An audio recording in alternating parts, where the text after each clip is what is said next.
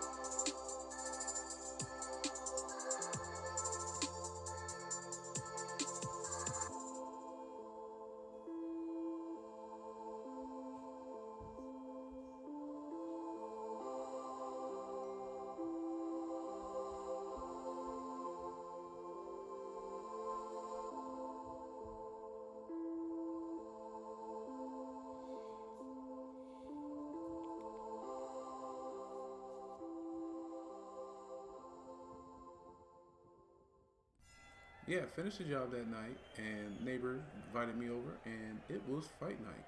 Now, if you could see this guy with the red gloves, he has Bred 11s on, Jordan 11s, and he's boxing them. Safe to say, this homie right here didn't do that well. Kind of got jacked up. So, oof. Day two. And so, yeah, back to the plywood, back to putting out the jigsaw to kind of work through these edges a little easier, right? Make them nice and more clean so we can actually see definitions of a moon to some extent. And again, keep mind you, this is a crescent moon, and so when I'm not lifting weights, I'm using them to keep the plywood down. So what I'm doing is I'm taking my sweet time, going as close to the line as I can along this plywood with the jigsaw. And yeah, what I've learned throughout my short history here is that patience is key, even when you're using crappy tools. And you're gonna hear me, and it's okay. You're gonna hear me make a lot of different flip ups in my videos. I'm gonna keep them in there because obviously I'm gonna get better at this. And so, if you're along for the journey, just know I'm as human as possible as you. So hopefully I'm gonna be one take D, kind of like Bun B. Heard Bun B when he's rapping, he doesn't punch in, which means you punch in, try to jack a rhyme up. He does it from front to back. So if he don't hit the rhyme the first time, he'll just do it again. But me, I'm just gonna keep everything in here. I don't got time to be going back and forth. So you love it or leave it. Moving away from that last piece of plywood, kind of busting in to this part of the curve of the crescent moon. I am doing my best to rock through this as well. And so you can see my preferred method here. I'll probably need a bandsaw at some point, but this jigsaw is doing it as best as possible. I'm just slowly again working through this plywood because it's going to be one of the attached portions of the crescent moon because this is so much bigger than a regular 4x8 sheet of ply. So it requires that I actually put a couple pieces together. So given that fact, gotta take my time, make sure these pieces are as sharp as possible and as clean as possible. You can't believe how many times I measured this. I don't know about you, but I don't like splinters. And these icicle looking splinters that basically tear out on the back end of the plywood will light you up. So taking a little scrap piece of plywood and a sheet of sandpaper knocks the job out pretty good. Given how easy this stuff is coming off, I would assume that this is a rougher grit. I do not remember, to be honest with you, because I was supposed to finish this video a long time ago. But here we are. Anyway, knocking it out, going through, making sure that all this undesirables are taken away and knocked out.